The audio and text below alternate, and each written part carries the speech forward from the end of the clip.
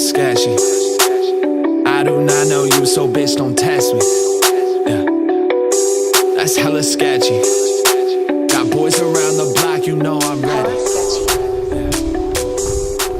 What's up, guys? So today is going to be a very good day. First of all, it's October. Right now, we're in the middle of one of the best times of year. Second of all, we're out in the middle of Utah country. Kind of out in the middle of nowhere. And we're out here because there's actually an abandoned processing mill somewhere in this area. So, of course, naturally, we're gonna try to find it. So we just made it to the mill. As you can see, it's right there. And as you can see, it's out in the middle of nowhere. Also, you see that body of water that's right there? That water is actually really dangerous. I'll get to that later, though. So as we're starting to enter what's left of this factory, of this mill, as you can see, it's basically just ruins. I mean, the majority of it, it's just rubble. You can hardly tell what anything really was. It's just concrete and rubble. And that's not surprising. That was very much expected for this place.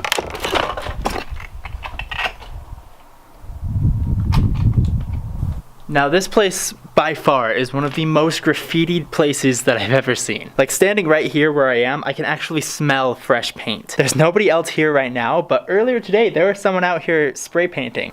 So right now, I'm actually at the highest point that I could go. I'm as high up as I could possibly climb. So now that I'm up here on top of the world, so now that I've climbed to the top of this rubble, I'm gonna tell you what this rubble used to be. What this concrete disaster used to be is a refinery mill, which is arguably even more of a disaster. It was used to process and refine gold, silver, copper, and lead. And because of the practices that they used to refine all of these metals, it caused a lot of pollution. Like a lot of pollution. Remember that pond that I was telling you about? The pond that is at the base of this mill? Well, that's actually a warm spring. The water current that flows into it isn't hot, but it's very warm. Like that whole area down there would be ideal for swimming and fishing and that sort of thing. But the mill here polluted the water so badly that even today, if people try swimming in it, you will get arsenic poisoning. And let me tell you why that is kind of shocking, because this mill is old. This mill was built 97 years ago in 1920, and it was only in use for 5 years, from 1920 to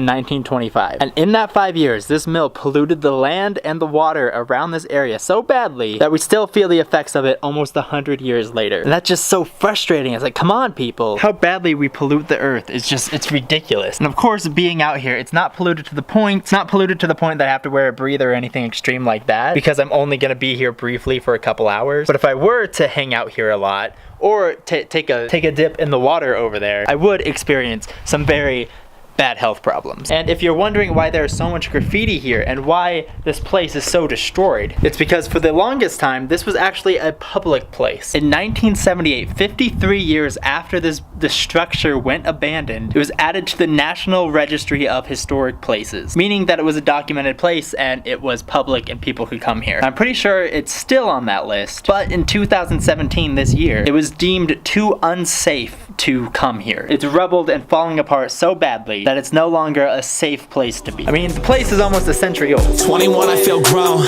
20 girls on my phone. 19 of them problems and the other one is back home.